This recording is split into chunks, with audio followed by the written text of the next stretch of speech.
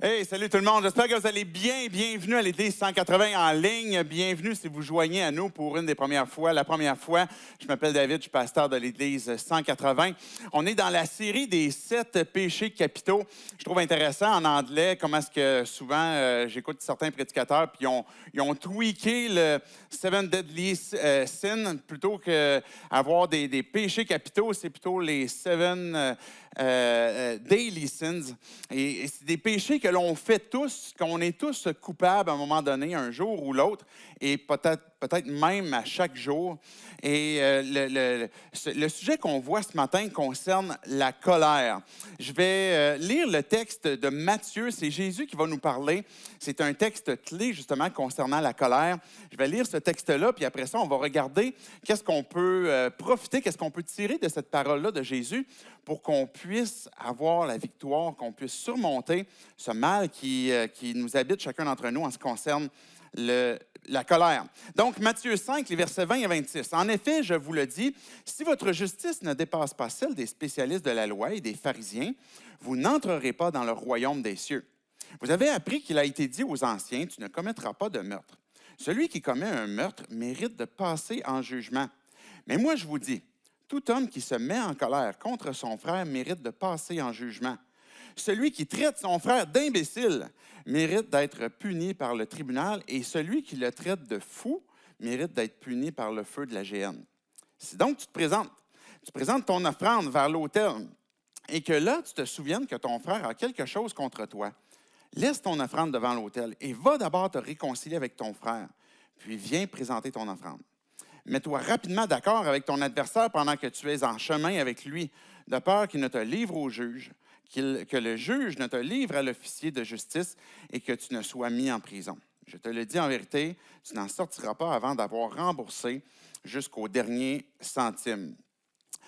Juste avant d'aller plus loin, je veux retenir votre attention sur le fait qu'on a commencé, en fait, demain, on commence une nouvelle ère de zone orange. Et puis ça, c'est génial, ça va faire du bien à plusieurs personnes, dont nos activités aussi d'église, comment est-ce qu'on pourrait se réunir à partir de dimanche prochain, à 100 personnes.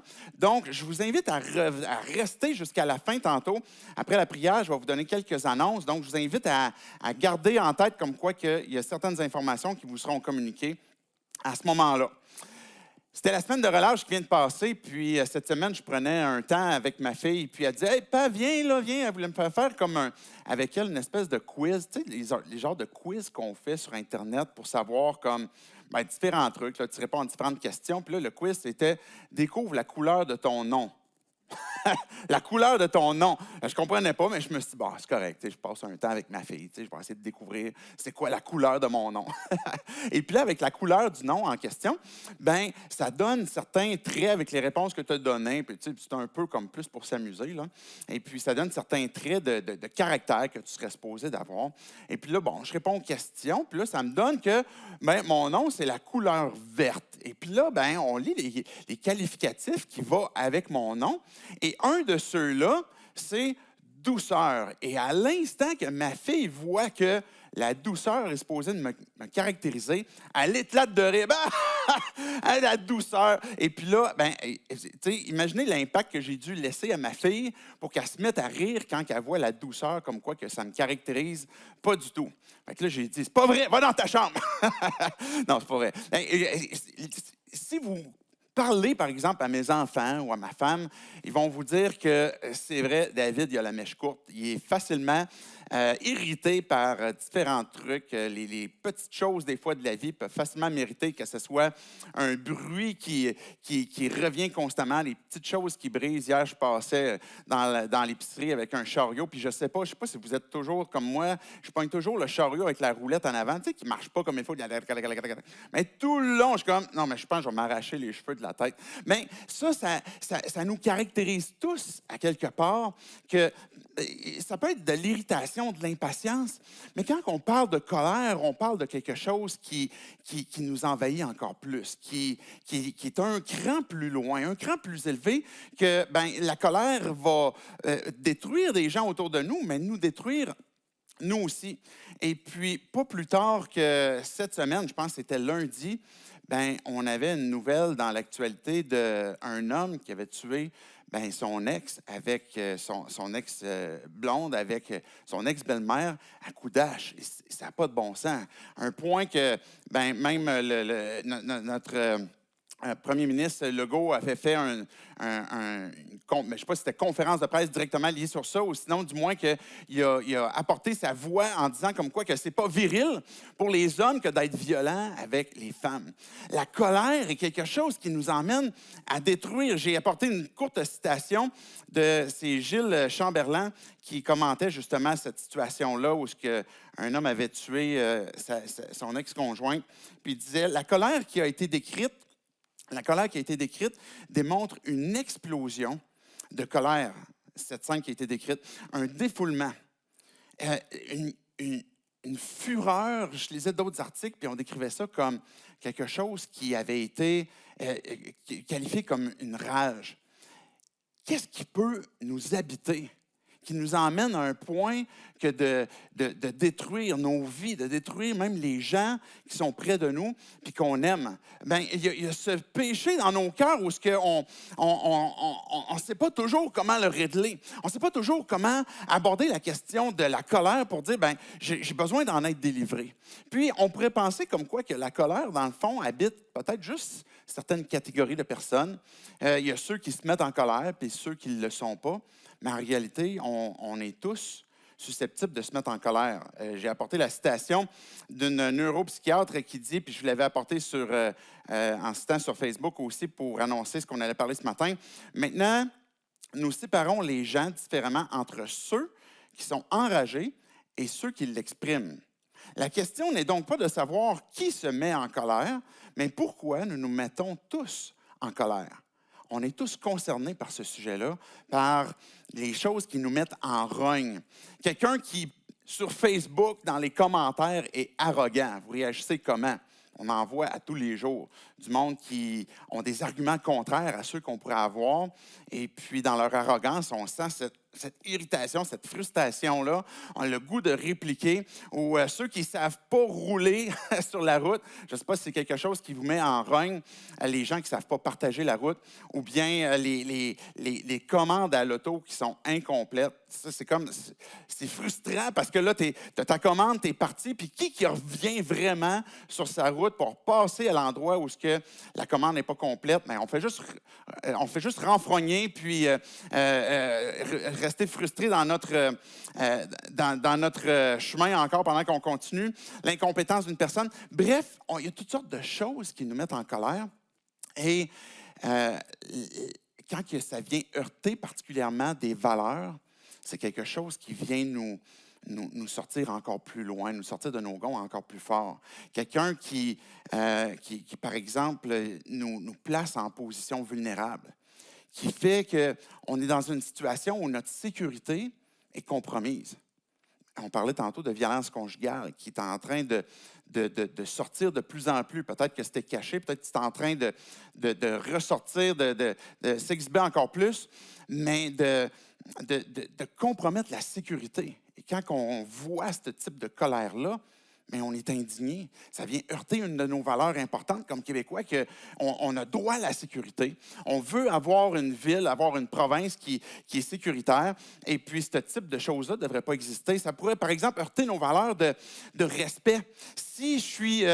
pour moi, c'est important d'avoir le respect, qu'on puisse honorer. Puis je ne parle pas des fois qu'on veut être orgueilleux, mais tout simplement que de ne pas avoir été dégradé. Mais quand on est déshonoré, quand on a manqué de respect, par exemple, soit dans une situation familiale, soit au travail, on est facilement heurté dans une valeur comme quoi que le respect devrait être donné, devrait être accordé.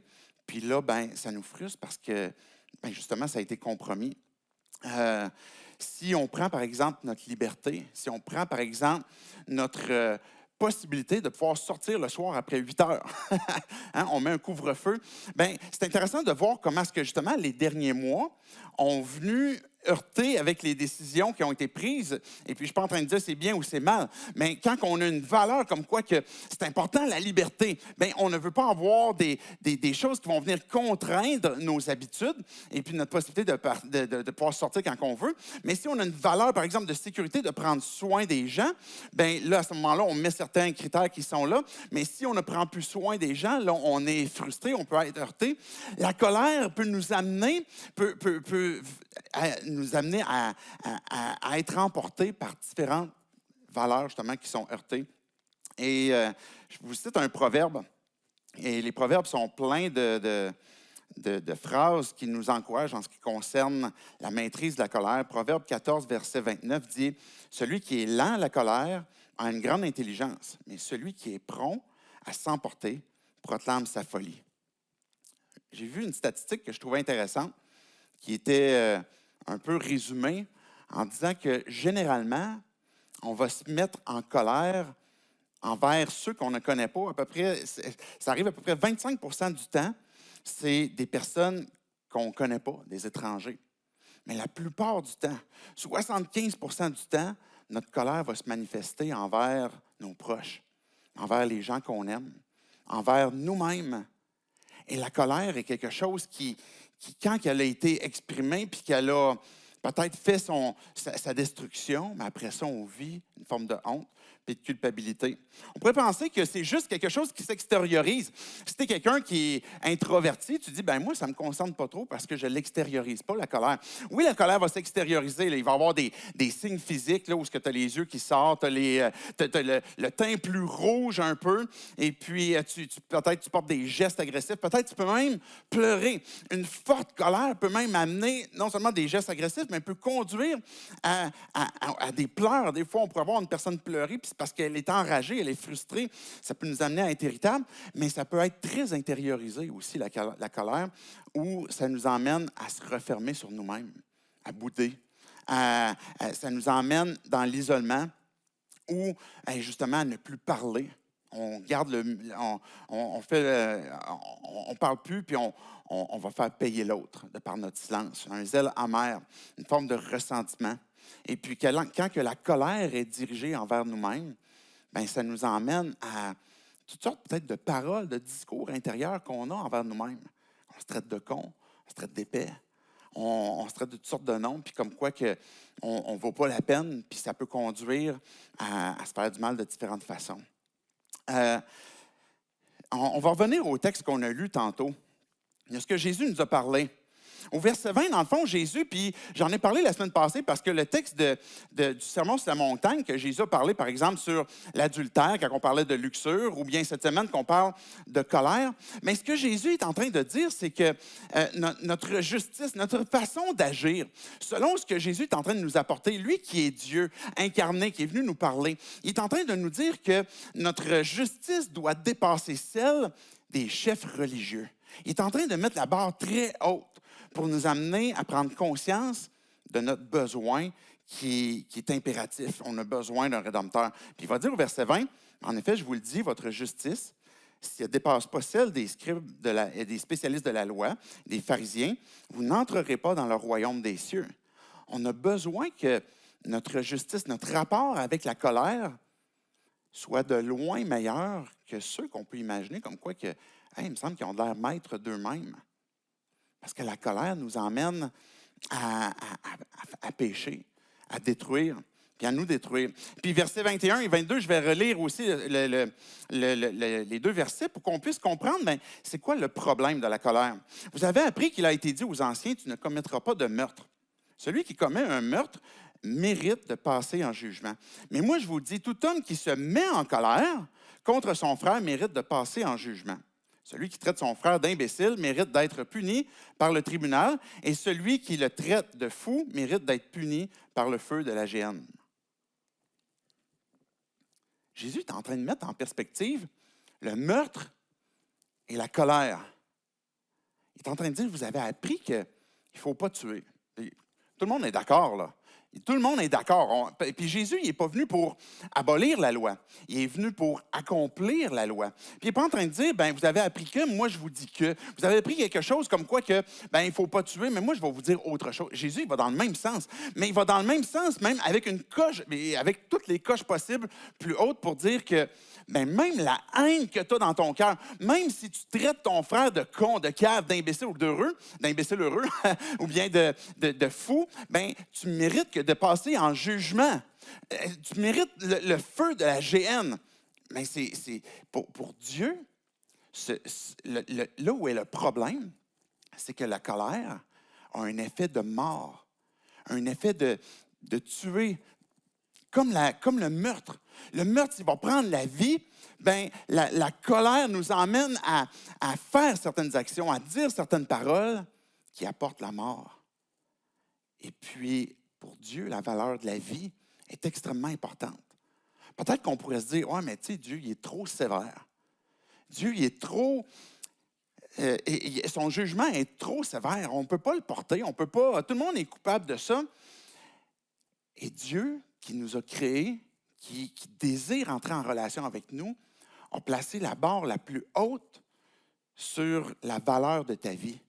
La valeur de la vie de n'importe qui, avec l'image que Dieu a placée en dedans de chacun d'entre nous, qui veut que cette image-là puisse être restaurée, que cette image-là de Dieu qu'il nous a créée à son image puis qui est altérée à cause du péché, le désir de Dieu, c'est de la restaurer. Et quand on se livre à un péché, bien, on est en train de dégrader cette image-là. On est en train de dégrader le plan et la personne que Dieu a prévu que l'on soit. Et quand que Dieu il dit, bien, celui qui est meurtrier, ben, il est coupable, de la même façon que celui qui se met en colère, il l'est aussi. Et la vision de Jésus sur la vie humaine, c'est que la vie vaut plus que le corps.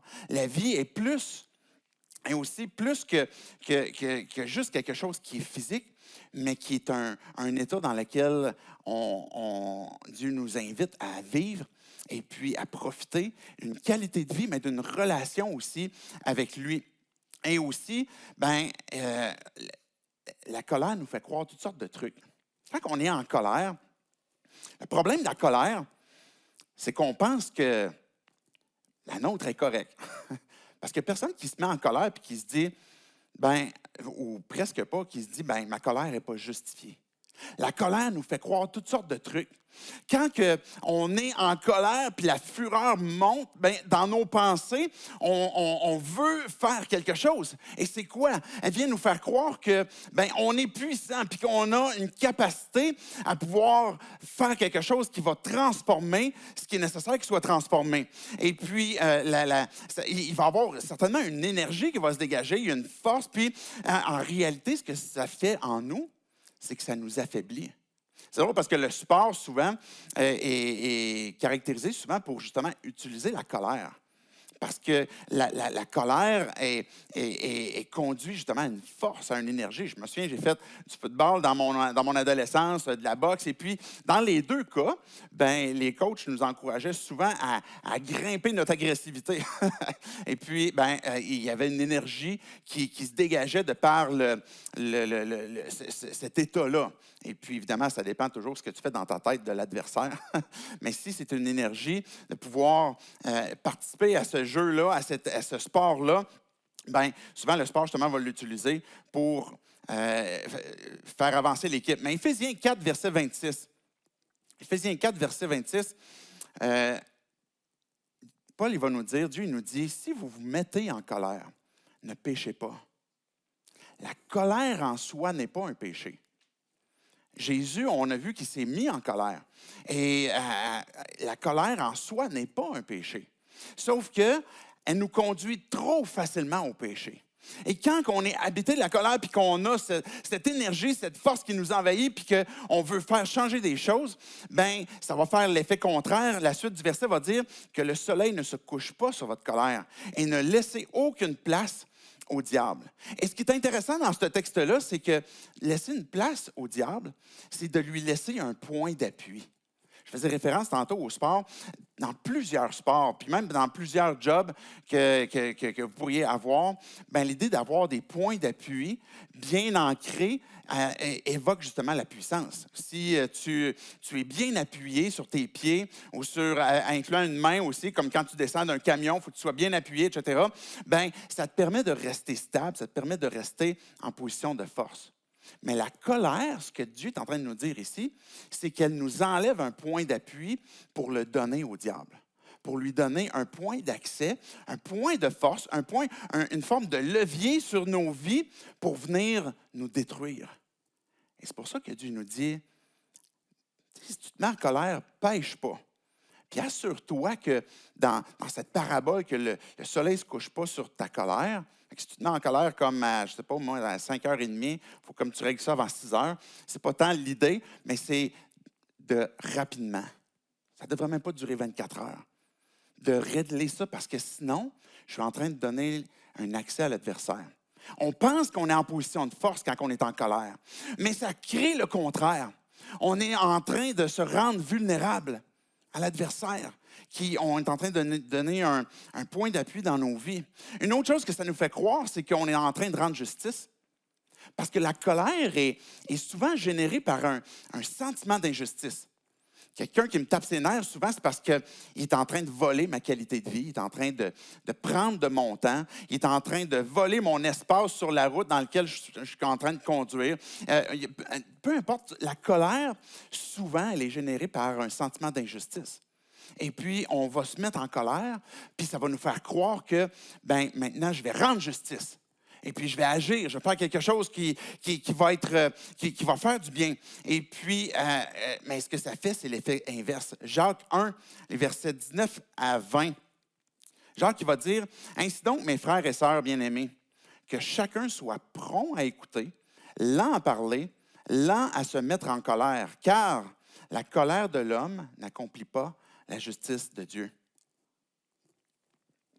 Pour Jacques, c'est clair. L'idée de colère est intimement liée avec justice. On a l'impression que la colère accomplit la justice, même la justice de Dieu. Puis Jacques, qui a bien connu Jésus, parce que c'est son demi-frère, il dit non, qu'on soit lent à parler, prompt à écouter, lent à se mettre en colère, et puis qu'on a besoin de révéler ce péché, ce mensonge dans nos cœurs, comme quoi que ma colère est en train d'accomplir la justice, et ce n'est pas le cas. Elle n'accomplit pas la justice de Dieu. Et c'est pour ça qu'on a tous manqué. Jésus a mis la barre très haute pour dire que notre haine envers les gens autour de nous, pour lui, c'est la même chose que de prendre la vie, d'avoir des paroles de mort, que de détruire. Et c'est ça le problème. Et on en est tous coupables. On a tous manqué à un moment donné. On a tous détruit la vie de quelqu'un par nos paroles. On a tous besoin d'un sauveur. On a tous besoin d'un rédempteur qui nous accorde son pardon. Et c'est la raison pour laquelle Jésus est en train d'en parler. Pour nous rendre conscients comme quoi que j'ai besoin d'avoir quelqu'un qui me sauve de ce péché qui est mortel. Qui, oui, certainement, le péché me sépare de Dieu, mais qui me détruit et qui détruit aussi les gens autour de moi quand que je la manifeste. C'est quoi la solution? Quelle est la solution à la colère? Comment est-ce qu'on va avoir le dessus? Puis je vais lire la suite du texte, les versets 23 à 24, pour qu'on puisse voir la phrase ou la solution que Jésus veut nous apporter. Verset 23, il va dire, « Si donc, tu présentes ton offrande vers l'autel, et que là, tu te souviennes que ton frère a quelque chose contre toi, laisse ton offrande devant l'autel et va d'abord te réconcilier avec ton frère, puis viens présenter ton offrande. » Puis Jésus, dans la suite du texte, il va dire, quand tu marches, puis tu es avec quelqu'un que là, tu as un différend, mais règle ça rapidement. Parce que si ce n'est pas réglé rapidement, ça va te détruire. Tu vas te retrouver à payer jusqu'au bout. La solution que Jésus est en train de nous dire, c'est le pardon. Tu es en train de même vouloir faire quelque chose de religieux, de vouloir apporter ton offrande. Tu veux faire le bien. Je veux aller à l'Église. Je veux avoir une bonne relation avec Dieu. Et puis même le Notre Père, ce que Jésus nous a appris comment prier, il nous révèle l'importance qu'on a besoin de pardonner. Pardonne-nous nos offenses comme nous pardonnons aussi à ceux qui nous ont offensés. Ce que Jésus est en train de dire, c'est que la solution pour la colère était intimement liée avec le pardon, pour que je puisse en être délivré, pour que je puisse... pourquoi est-ce que, à place de me mettre en colère contre mon prochain, mais que je devrais pardonner? Puis, on se pardonne facilement nous-mêmes. On se met en colère contre nous-mêmes, mais on va peut-être facilement, justement, se pardonner des mauvais plis, des mauvais côtés, parce qu'on n'a pas le choix de vivre avec nous-mêmes. On va se pardonner. Peut-être on peut en venir à un point à un moment donné où on ne se pardonne plus, puis qu'on se fait du mal, justement. Mais le point de Jésus, c'est « va te réconcilier ». Si tu te souviens que ton frère a quelque chose contre toi, vas-y, puis règle ça. Laisse là ton offrande, et puis va te réconcilier. Mais qu'on avoir ensemble la colère, je parlais tantôt de justice, et puis de pardon. Le pardon, c'est littéralement délier, de laisser aller, de ne pas retenir. Il n'y a rien de plus épuisant, de fatigant que de garder lié une personne. Parce que dans nos têtes, on continue de retenir des choses, le mal qu'elle nous a fait. On continue d'entretenir la colère qui est là. Et puis quand on n'est pas prêt à pardonner, on retient justement la personne. Et ça nous épuise, ça nous fatigue. Et quand on est en colère contre une personne parce qu'on a un sentiment d'injustice, c'est parce qu'elle nous a pris quelque chose. Parce que justement, on a l'impression qu'il y a de quoi qui nous a été pris et puis qu'il y a une justice qui doit être rendue. Et quand que Dieu il parle de justice, parce qu'on parle aussi de la colère de Dieu, non seulement Jésus s'est mis en colère, mais la Bible nous parle aussi de la colère de Dieu. Elle se manifeste à cause de l'injustice, à cause de notre façon de vivre qui est contraire à ce que Dieu veut, à ce que planifié. Justement, comme on parlait tantôt, cette valeur que Dieu a mis dans l'homme, dans l'humanité, dans la vie, et puis d'en prendre soin de la vie, pour Dieu, c'est quelque chose qui doit être tenu en compte puis qu'on doit rendre justice. Mais quand on est injuste face à ça, Dieu le punit. Quand il y a une injustice, il doit y avoir une punition. Et s'il y a eu de l'injustice, pour qu'il puisse y avoir un pardon, il doit y avoir quelque chose qui est payé, quelque chose qui a été rendu. Et quand que je pardonne à quelqu'un, puis je renonce à ma colère, je suis en train de payer le prix de ce qu'elle me doit, je l'abandonne.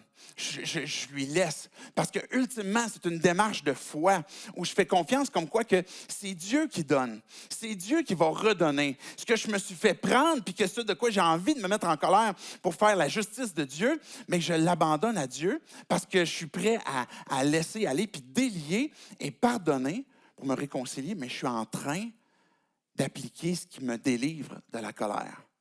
Jésus avait raconté une parabole, sans tout vous la raconter. Les grandes lignes de cette parabole-là sur le pardon étaient justement un homme qui devait extrêmement beaucoup d'argent à un maître.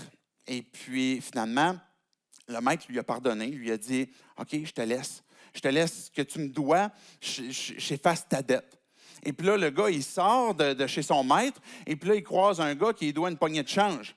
Et puis, il pogne ce gars-là qui doit une poignée de change par le cou, puis il dit « Donne-moi tout ce que tu me dois. » Puis le gars « Je suis pas capable, j'ai pas l'argent tout de suite. » Là, dans ce cas-là, tu vas le payer. Puis là, celui qui a été pardonné, est en train de retenir l'autre. Ce que Jésus est en train de nous dire, c'est que quand on prend conscience de ce de quoi j'ai été pardonné, quand je prends conscience de ce de quoi Dieu il veut me pardonner, je suis plus enclin à vouloir aussi pardonner. Parce que je réalise combien moi-même j'ai provoqué la colère de Dieu. Et que quand que j'ai placé ma foi en Jésus, quand que je place ma foi en Jésus, que je reconnais comme quoi que c'est lui qui peut me sauver du péché. C'est lui qui est le paiement. C'est lui qui est le sacrifice pour que le pardon puisse avoir vraiment lieu. Et que Jésus qui a donné sa vie. La colère de Dieu, la colère de son Père est tombée sur lui. C'est la raison pour laquelle tu es à la croix. C'est la raison pour laquelle il a dit, mon Dieu, pourquoi m'as-tu abandonné? Jésus a porté la conséquence de la colère de Dieu sur notre injustice qui est tombée sur lui pour qu'on puisse être pardonné.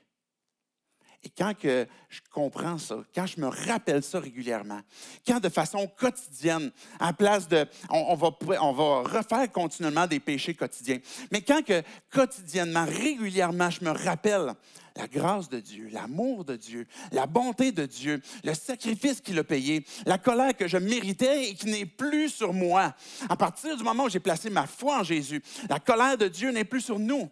Bien que la raison pour laquelle maintenant je suis réconcilié avec Dieu, c'est parce que Jésus a donné sa vie. Bien, à ce moment-là, je vais être plus enclin à vouloir appliquer ce même pardon, ce même amour, cette même tolérance envers les gens qui sont autour de moi. Et évidemment, c'est une démarche de foi aussi où Dieu, j'ai besoin de ton aide. Peut-être que tu as déjà placé ta foi en Dieu. Je disais tantôt comment est-ce que ma fille riait de moi en me disant que je n'étais pas caractérisé par la douceur. C'est clairement quelque chose qui m'habite encore, mais que continuellement, j'ai besoin de me rappeler la grâce de Dieu pour ma vie. Comment est-ce que Dieu a transformé ma vie? Comment est-ce qu'il veut encore aujourd'hui m'offrir sa bonté et puis me donner son intervention, m'aider à déraciner ce mal qui m'habite et puis de continuellement me faire avancer de ce vers quoi il a prévu pour moi. Il y a un pardon qui est complet, qui est définitif, qui nous réconcilie avec le Père. Mais il y a aussi une marche qui, quand je suis Jésus, quand je veux vivre par la foi pour le suivre, mais que j'ai encore besoin de dépendre de cette bonne nouvelle-là pour que cet évangile transforme ma vie au quotidien, pour que je puisse me rappeler, bien, Jésus est mort pour moi, que moi-même, j'avais provoqué la colère de Dieu et que ce que Dieu m'invite à faire, c'est de me réconcilier. Comment ma justice va dépasser celle des chefs religieux, comparativement, par exemple, pour ma colère? Bien, c'est parce que cette délivrance-là s'accomplit dans la personne de Dieu, dans la personne de Christ. On a besoin d'arrêter d'alimenter peut-être un cercle vicieux. Peut-être que tu es dans une situation où tu ressasses continuellement peut-être une frustration, une colère. Peut-être que c'est lié à une blessure. Peut-être que c'est lié à un abus. Puis je ne veux pas minimiser des fois la difficulté qu'il y a à pardonner. Mais je veux t'encourager à considérer, à briser ce cercle-là, à demander à Dieu d'intervenir, que tu ne pourras pas être délivré de cette colère-là qui détruit si ce n'est pas Dieu qui te permet de pouvoir en être délivré. De pardonner et réaliser comment Dieu, nous-mêmes, on a provoqué sa colère, de comprendre comment est-ce que moi-même j'ai été pardonné, et puis est-ce que je suis prêt maintenant moi-même à payer le prix pour pardonner. Que ça se peut que ce qu'on me doit autour de moi, c'est une poignée de change comparativement à la dette infinie et immense que j'avais avec Dieu. Je vais terminer avec un dernier texte. Mais maintenant, renoncer à toutes ces choses, il y a une décision qui est à prendre pour renverser ce cercle vicieux. De dire, Dieu, je veux te suivre, je veux t'obéir et j'ai besoin de ton aide, mais je renonce à toutes ces choses, la colère, l'animosité, la méchanceté, la calomnie, aux paroles déshonnêtes qui pourraient sortir de votre bouche. Et c'est maintenant ta vérité que je veux serrer dans mon cœur, plutôt que ce cercle-là qui m'emmène à ne pas pardonner, à ne pas laisser aller, puis à encore continuellement exprimer cette fureur, cette rage, cette colère. Je vais terminer par la prière, que Dieu puisse nous aider. Dieu, je veux te dire merci pour ce texte. Merci, Jésus, de nous avoir parlé sur la colère. Quand on lit ces textes-là, ça nous semble vraiment un peu vraiment extrême parce que tu compares la colère au meurtre. Et puis, il n'y a personne d'entre nous qui n'a pas traité un autre à un moment donné de moron, de cave, peu importe. Tu es bien conscient, Dieu, des paroles qui sont dans nos têtes qui ne sortent pas toujours. Tu es conscient des paroles qu'on peut dire même dans notre auto. Tu sais, Dieu, ce qui nous habite. Et tu nous dis comme quoi qu'on a besoin d'en être délivré. Jésus, tu es venu pour nous donner ta vie, pour nous donner ta justice, pour nous donner ton pardon. Fais de nous, Dieu, des personnes qui comprennent et qui peuvent apprécier le pardon qu'on a obtenu, Dieu, de toi. Aide-nous à saisir la raison pour laquelle ta colère était contre nous, ou peut-être même qu'elle est contre nous présentement parce qu'on n'est pas encore réconciliés. Aide-nous, Dieu, à comprendre cette gravité que le péché a face à toi. Et que tu puisses en nous faisant réaliser ça, nous faire réaliser en même temps la grandeur de ta grâce, de ta bonté, de ton amour, pour qu'on puisse être touché, qu'on puisse comprendre comment est-ce que tu veux qu'on exprime aussi cet amour-là, ce pardon-là. Dieu, si on n'a jamais placé notre foi en toi, on veut te dire que c'est toi qu'on veut suivre. On te demande pardon pour le mal qu'on a fait, pour la colère, comment est-ce qu'on a détruit. Viens restaurer, viens sauver. Viens sauver mon âme. Fais de moi ton enfant. Parce que je comprends que la colère, Dieu, ta colère est contre moi. Mais je comprends aussi que tu as fait tomber ta colère, Père, sur ton Fils, lui qui ne la méritait pas, pour que moi, je puisse être pardonné, pour que ce prix puisse être payé, pour que moi, je puisse être complètement délivré. Et c'est en ton nom, Jésus, qu'on prie ces choses. Amen.